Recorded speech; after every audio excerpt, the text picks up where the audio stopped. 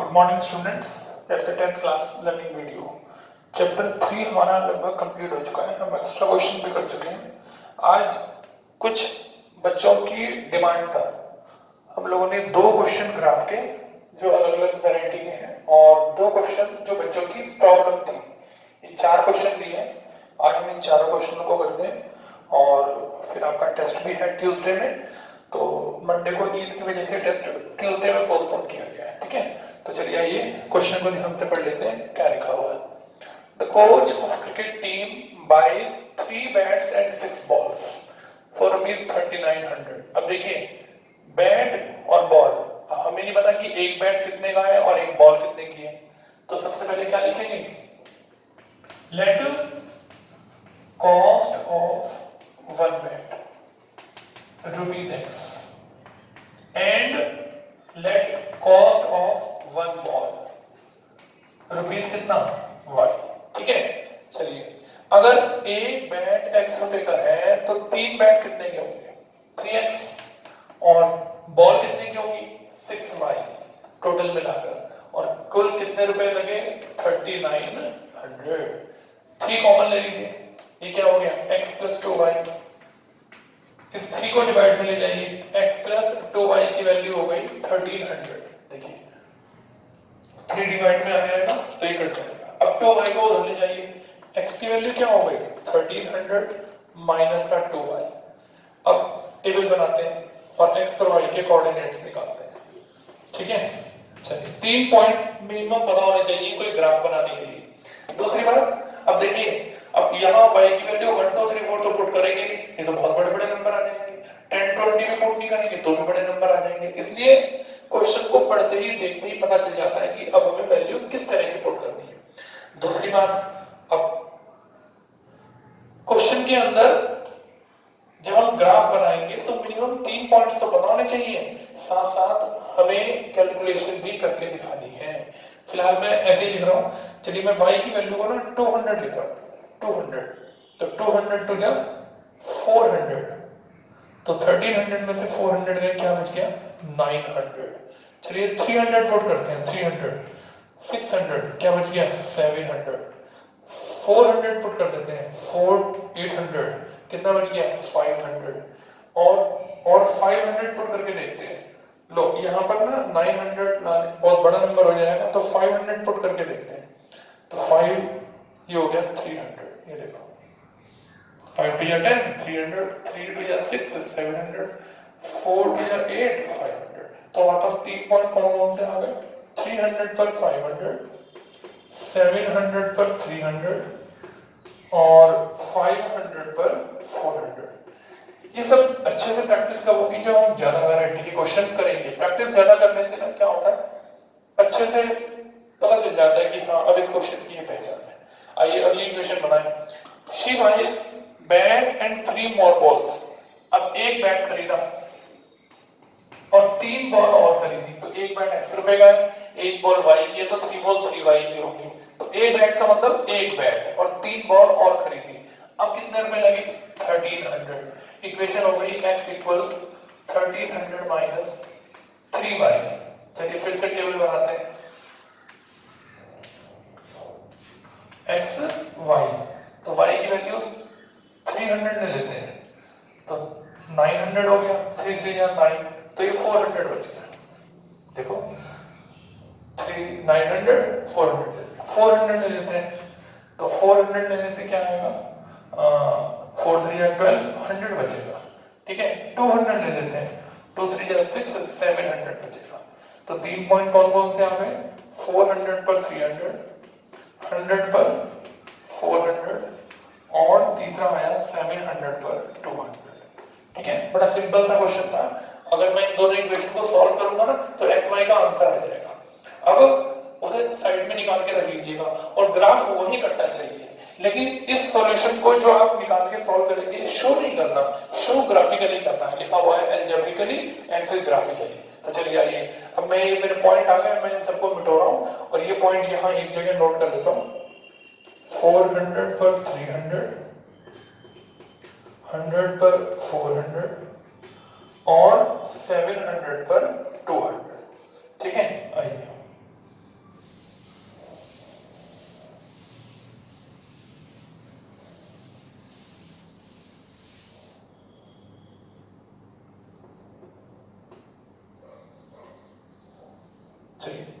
तो अब मेरे पास देखो कोई नेगेटिव नंबर तो यहाँ पर है नहीं, ये देखो सारे पॉजिटिव ही हैं, और x पे सबसे बड़ा नंबर 700 जा रहा है और y पर सबसे बड़ा नंबर 400 जा रहा है। चलिए फिर भी बनाते हैं। और अब ये देखो क्या लेंगे, 100-200 लेंगे फिर भी कॉपी में लंबा हो जाएगा। ऐसे क्या करते हैं, यहाँ लेते हैं 200, ऐसे लेते हैं 300, और सॉरी 200 के बाद 400, 600, 800, 1000, और ये 1200, और ये 1400, यहाँ तक ले लेते हैं। चलो एक्स एक्सिस, यहाँ पर भी 200, यहाँ पर 400, यहाँ पर 600, और यहाँ पर 800, और यहाँ पर 1000। नीचे एक्स एक्सिस पर हमने लिखेंगे द कॉस्ट ऑफ बैट, यहाँ लिखेंगे कॉस्ट ऑफ बॉल, ठीक है। एक्स स्केल लिखेंगे 1 सेंटीमीटर इक्वल्स ₹200, वाई एक्सिस पर भी 1 सेंटीमीटर इक्वल रुपीस कितना 200, दोनों पे आपने स्केल भी लिख दिया, ठीक है। समझ में आ रहा है? आगे देखिए, अब नीचे बैट की कॉस्ट चल रही है, ऊपर बॉल की। चलिए बनाते हैं। 300 पर 500, 200 और 400 के बीच में 300, और ये रहा 500। चलिए एक पॉइंट आ गया। आप तो फेयर ग्राफ से बनाएंगे तो अच्छे से बनेगा। 700 पर 300, 700 पर 300, ये लीजिए। उसके बाद 700 पर 300 आ रहा है, उसके बाद 500 पर 400, ये रहा 500 और ये रहा 400, ये देखिए। अब मैं जब इन तीनों पॉइंट को ज्वाइन करूंगा, ये देखिए, ये देखिए, और आगे की तरफ ऐसे प्रोड्यूस करूंगा, तो एरो लगा के मैं इसके ऊपर लिखूंगा जो मेरी फर्स्ट इक्वेशन थी, मैंने तो मिटा दिया। फर्स्ट इक्वेशन क्या थी, x इक्वल्स 1300 माइनस 2y, शायद ये थी, फिर भी देख लेना। x इक्वल्स 1300 माइनस 2y, यही थी। चलो दूसरा वाला बनाते हैं। 400 पर 300, 400 पर 300, या 2 और 4 के बीच में 300, 100 पर 400, 100 ये रहा, और इस पर 400, ये देखिए, और 700 पर 200, 700 पर 200। अब क्या करेंगे, इन तीनों पॉइंट्स को ज्वाइन करेंगे, ये कहीं ना कहीं जाकर मिलेगी। अब कहाँ मिल रही है, ये तो जब आप ग्राफ बनाएंगे तो पता चलेगा। इसके ऊपर मैं इसकी इक्वेशन लिख रहा हूँ, x ये था x प्लस 2y इक्वल 1300, और ये है x प्लस 3y इक्वल 1300, और ये दोनों लाइनें यहाँ मिली, और ये कोऑर्डिनेट देखो क्या बैठते हैं, ये 1200 और 1400 के बीच में 1300 और कॉमा 0, यानी कि एक बैट 1300 रुपए का है, ये देखो, और एक बॉल फ्री 0 रुपीस की है, यानी कि एक्स एक्सिस पर अगर ये दोनों पॉइंट काट रहे हैं तो y का आंसर 0 है। यहाँ हम क्या करेंगे, इसको आगे प्रोड्यूस कर देंगे, इन सबके कोऑर्डिनेट लिख देंगे अच्छे से, बिल्कुल एकदम फर्स्ट क्लास। ये देखो ग्राफ बड़ा बन गया। आप यहाँ पर 100-200 ले लेंगे तो और थोड़ा दूर जाना पड़ेगा, और 10-20 ले लेंगे फिर तो देखो क्वेश्चन ही कैसे नहीं होगा, फिर तो ऐसे दो लाइन आएंगी और पता नहीं कहाँ जाके कटेंगी, क्योंकि ग्राफ के ऊपर आप उसको शो नहीं कर पाएंगे। तो स्केल ऐसा लेना चाहिए जिससे हम लोग रिप्रेजेंटेशन दे सके और हमारा आंसर कहीं ना कहीं इंटरसेक्ट होकर आ सके, ठीक है। चलिए एक और क्वेश्चन करते हैं। लिखा है show that these 3 lines are concurrent and find the coordinates of the point where they intersect. इस बार दो इक्वेशन का ग्राफ नहीं है, कितनी इक्वेशन का ग्राफ है, 3 इक्वेशन का। कॉन्करेंट उसको बोलते हैं जहां तीनों लाइनें एक ही पॉइंट पे कट करती हैं। अगर 3 अलग-अलग लाइनें एक सिंगल पॉइंट पे कट करेंगी तो इसका मतलब उनको क्या बोलेंगे, उनका नाम क्या पड़ेगा, कॉन्करेंट। फिर हम कोऑर्डिनेट भी निकालेंगे कि कहां ये लाइनें काट रही हैं, लेकिन पहले हम क्या करें, इनके पॉइंट्स निकाल लेते हैं। चलिए ये वीडियो रहा हूं मैं, आई थिंक आपको समझ में आ गया होगा। फिर आपकी 2 प्रॉब्लम के क्वेश्चंस भी जो आपने बताए हैं उनको भी करेंगे।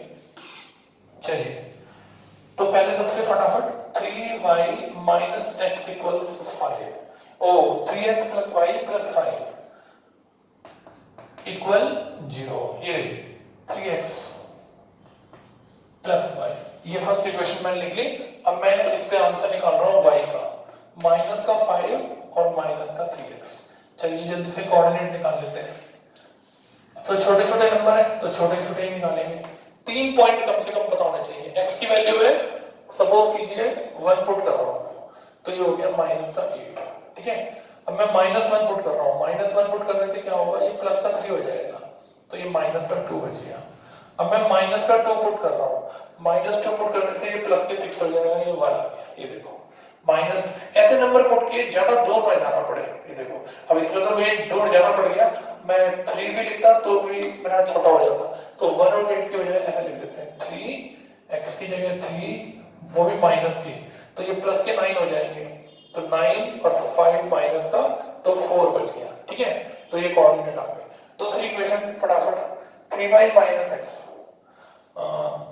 दूसरी इक्वेशन है 3y माइनस एक्स इक्वल्स कितना, 5। तो क्या करूं, इस 5 को इधर ले आता हूं और x को उधर, और अब जल्दी से फिर से एक और 3 पॉइंट्स का क्वेश्चन बनाते हैं जल्दी से। चलिए y की वैल्यू 0 पुट कर दीजिए, तो -5 आ गया। ये देखो y की वैल्यू 0 पुट करने से -5 आ गया। अब y की वैल्यू 1 पुट कर देते हैं, 1, तो 3 by 3 -2 आ गया। y की वैल्यू 2 पुट कर देते हैं, 2 3 6 में से 5 गया, 1 आ गया। ये देखा आपने। अब देख रहे हैं ये दोनों पॉइंट इसमें भी आ रहा है, इसमें भी आ रहा है, इसका मतलब ये दोनों यहाँ काटेंगे। अब तीसरा 2x प्लस 5y इक्वल 1, तो ये हो गया 2x इक्वल 1 माइनस 5y, और x की वैल्यू हो गई 1 माइनस 5y अपॉन 2। चलो अब इसके भी कोऑर्डिनेट्स निकाल लेते हैं, फिर ग्राफ बनाएंगे जल्दी से। चलिए भैया बताइए क्या करें। y की जगह अगर मैं 0 पुट कर दूं, देखो y की जगह 0, तो 1/2 बचेगा, ये 0.5 होता है, 0.5 को तो हम शो कर सकते हैं। चलो 2 पुट करके देखते हैं, 2 2 5 या नहीं, 1 पुट करो, 1। हाँ, y की जगह 1 पुट किया तो 1 माइनस 5 हो गया, माइनस के 4 अपॉन 2 हो गया, माइनस के 2। आप देख रहे हैं ये पॉइंट चांस की बात है, तीनों में आ रहा है, तो यही वो पॉइंट है जहां ये तीनों लाइनें रिप्रेजेंट करने पर एक दूसरे को काटेंगी। चलो 0 पुट कर दिया, 1 पुट कर दिया, 3 पुट करो, 3 5 जा 15, 15 में से बन गया माइनस के 14, माइनस 14 अपॉन 2 होता है माइनस का 7। चलिए आइए अब ग्राफ बनाते हैं। ये देखिए 0 1 2 3 4 5 6 7 -1 -2 -3 -4 -5 -6 -7 1 2 3 4 5 -1 -2 -3 -4। चलिए -3 पर 4 फटाफट, -3 पर 4 ये रहा, -1 पर -2, -1 पर नीचे -2 ये रहा। ठीक है, -2 पर 1, -2 पर 1, क्या करेंगे, इन तीनों को ज्वाइन कर देंगे। ये देखो सॉरी, -2 पर 1, चलो इन तीनों को ज्वाइन कर दिया। ठीक, और हैंड टू हैंड एरो लगा के इसके ऊपर लिख दिया। ये कौन सी इक्वेशन है, 3x plus Y plus 5 equal 0, जिससे कंफ्यूजन नहीं हुई बाद में कि कौन सी लाइन का कौन सा ग्राफ बनाया। -5 पर 0, ये रहा भाई -5 पर 0, -2 पर 1, फिर से ये आ गया, 1 पर 2, 1 पर 2, इन तीनों को ज्वाइन कर देते हैं। ये देखिए आगे पीछे प्रोड्यूस करेंगे जरूर, और इनके कोऑर्डिनेट लिखेंगे ब्रैकेट में। ठीक है, ब्रैकेट में कोऑर्डिनेट तो आप लिख ही लेना, और इसके ऊपर इक्वेशन लिखेंगे 3y माइनस एक्स इक्वल 5। तीसरा बनाते हैं 0.5 पर 0, 0.5 ये रहा और 0, ये लीजिए। चलिए -2 पर 1, फिर से ये आ गया -2 पर 1, -7 पर 3, -7 ये रहा और 3 ऊपर, तो इन तीनों पॉइंट्स को ज्वाइन करते हैं। ये देखिए 1 2 और ये रहा 3। ठीक है, इसके ऊपर एरो लगा के लिखते हैं कौन सी इक्वेशन का ग्राफ है, 2x प्लस 5y इक्वल 1। देखा आपने, ये देखो, और देखो वो आपसे पूछ रहा है कि ये तीनों लाइनें कहाँ मिलती हैं, इस पॉइंट पर मिलती हैं। क्या है इस पॉइंट का नंबर, -2, 1। क्या लिखूं, since these 3 lines intersect at common point -2, 1, so these are concurrent. Concurrent बोलते हैं जहां तीनों लाइनें आपस में एक ही सिंगल पॉइंट पर मिले, उसका नाम कॉन्करेंट। और कह रहा है कोऑर्डिनेट्स निकालो जहां काटती है, ये रहा -2, 2। अच्छा, वो आपसे ये भी पूछ सकता था कि इन तीनों लाइनों से एक ट्रायंगल कौन सा बन रहा है।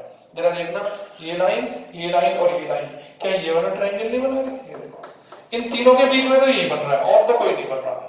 जहां ये तीनों पार्टिसिपेट कर रही है, देखो ये भी है, ये भी है और ये भी है, ये देखो ये तीनों के तीनों पार्टिसिपेट कर रही है। देखो एक लाइन ये जा रही है, एक लाइन ये जा रही है और एक लाइन ये जा रही है, तो ये वाला ट्रायंगल बन रहा है आई थिंक। इन तीनों के बीच में तो कोई ट्रायंगल नहीं बन रहा, क्योंकि ये बन रहा है ट्रायंगल इन दोनों लाइनों के बीच में, और ये वाला ट्रायंगल इन दोनों के बीच में बन रहा है। ये वाला तीनों के बीच में कॉमन ट्रायंगल कोई नहीं बन रहा। ठीक है, चलिए, तो कॉन्करेंट में ट्रायंगल नहीं बनेगा, कॉन्करेंट में बस सिंगल पॉइंट आएगा जहां तीनों लाइनें काटती है। समझ में आ गया? तो मैंने 3 इक्वेशन का ग्राफ भी आपको बनाकर दिखाया कैसे बनाते हैं। ठीक, चलिए एक और क्वेश्चन बच्चे ने पूछा था, मैं इसको सॉल्व कर रहा हूँ आपके सामने, और फिर आपका ट्यूसडे में टेस्ट भी है। आप एमसीक्यू प्रैक्टिस भी करिए अच्छे से, जिससे छोटे छोटे क्वेश्चन भी आपको अच्छे से आ सके। और अब क्वेश्चन ध्यान से पढ़ते हैं, बड़ा इंपॉर्टेंट क्वेश्चन है। देखिए, a man when asked how many hens in buffaloes he has. एक व्यक्ति ने दूसरे से पूछा कि तुम्हारे पास कितनी मुर्गियां हैं और कितने बफेलो हैं। तो उसने क्या जवाब दिया? They have 78 eyes and 110 legs. उसने सीधा सीधा जवाब नहीं दिया कि मेरे पास इतने हैंस हैं और इतने बफेलोज हैं। उसने जवाब दिया मेरे पास इतनी आईज हैं और इतने बफेलो हैं। कह रहा है कि number of hens and buffaloes बताइए। ठीक है, तो सबसे पहले मैं लिखूंगा लेट नंबर ऑफ हैंस। अब दिमाग लगाने वाला क्वेश्चन है ये, x, and let number of buffaloes. कितना मान लिया? वाई। अब जरा बताइए कितनी हैंस हैं? एक्स। एक हैन की कितनी आंखें होती हैं? एक हैन की 2 आंखें होती हैं। अगर एक हैन की 2 आंखें होती हैं तो एक्स हैंस की कितनी आंखें होंगी? 2x। सोच के देखो भाई, एक आपके पास एक्स मुर्गियां हैं, एक्स हैंस हैं, और एक आंख की एक हैन की 2 आंखें होती हैं।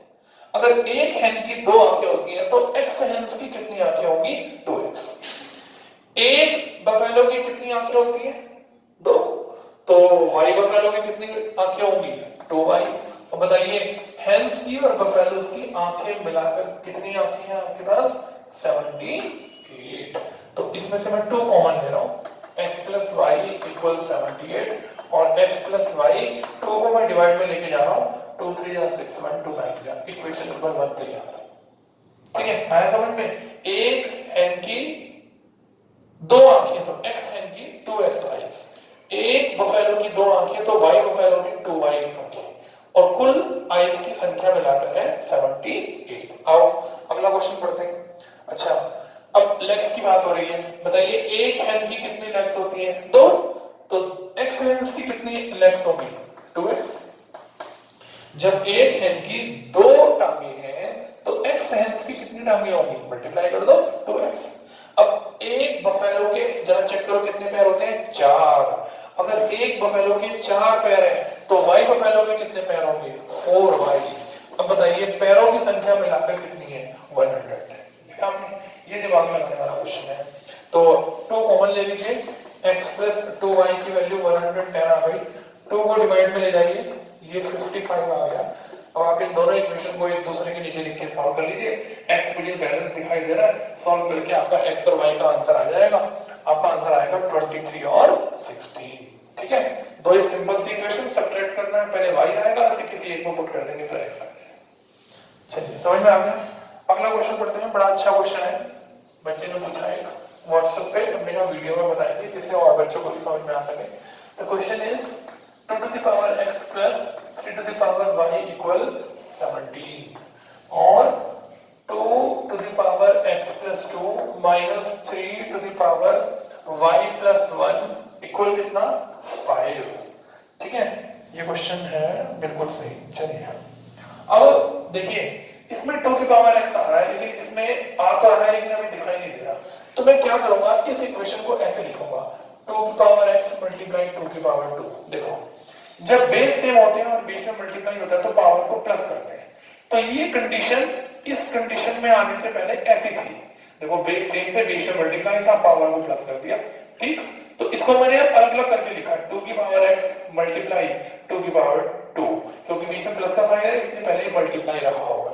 इसको भी अलग अलग करो 3 की पावर y मल्टीप्लाई 3 की पावर 1। ठीक, अब बताओ 2 की पावर x इसमें भी आ रहा है, 2 की पावर x इसमें भी आ रहा है, तो क्या करूं, थोड़ी देर के लिए मैं 2 की पावर x को a और 3 की पावर y को b लेट कर लेता हूं। देखो अब बताओ जब मैं 2 की पावर x की जगह a लिखूंगा तो पहली इक्वेशन क्या बन गई, a प्लस b इक्वल 17। ये आपकी पहली इक्वेशन बन गई। चलो इसकी जगह जब मैं a लिखूंगा और 2 का स्क्वायर 4 होता है तो ये हो गया 4a, और इसकी जगह जब मैं b लिखूंगा तो क्या हो गया 3b इक्वल 5। ये सेकंड इक्वेशन हो गई। कैसे बैलेंस करें, इसको 3 से मल्टीप्लाई कर देते हैं। चलिए करते हैं 3 से मल्टीप्लाई। ये हो गया 3a प्लस 3b इक्वल 51 और 4a माइनस 3b इक्वल 5। ये ऐड हो गया, ये 7a आ गया, ये 56 आ गया, ये कट के 8 आ गया। मैं इसे फर्स्ट इक्वेशन में पुट कर रहा हूं। Put in equation number 1, a plus b equal 17, 8 plus b equal 17, b की वैल्यू हो गई 9। ठीक, अब जरा देखिए a का आंसर आया 8 और b की वैल्यू आई 9। समझने का क्वेश्चन है, बताइए ये समझ में आ गया। देखो ऐसे अलग अलग कर दिया दोनों को, फिर जो दोनों इक्वेशन में आ रहा था उसको a नेट कर दिया, दोनों में जो आ रहा था, जो दोनों में आ रहा था उसको b नेट कर दिया, फिर फटाफट इक्वेशन बना के सॉल्व किया। अब बताइए a किसको लेट किया था, 2 की पावर x को। सोच के देखिए 8 2 की कितनी पावर होता है, 2 की 3 पावर होता है। ऐसे इसको 3 की पावर कितना y, और 9 3 की कितनी पावर होता है 2। ठीक, एक स्टेटमेंट आएगा since bases are equal so exponent must also be equal। देखो बेस सेम जब हुआ करते हैं और बीच में इक्वल का साइन होता है तो उनकी पावर भी ऑटोमेटिकली इक्वल हो जाती है। तो बताइए x का क्या आंसर हो गया 3, यहाँ पर y का क्या आंसर हो गया 2। देखो मैं लिखा हुआ है आंसर 3 और 2। देखिए समझ में आ गया। तो मैंने आपके सामने दो ग्राफ किए, दो अलग क्वेश्चन जो आपने पूछे थे वो किए। चैप्टर की तैयारी करिए और क्वेश्चन करिए और पूछिए, और कोई प्रॉब्लम आए तो बताइए। ठीक है, thank you very much, have a good day, have a good Sunday.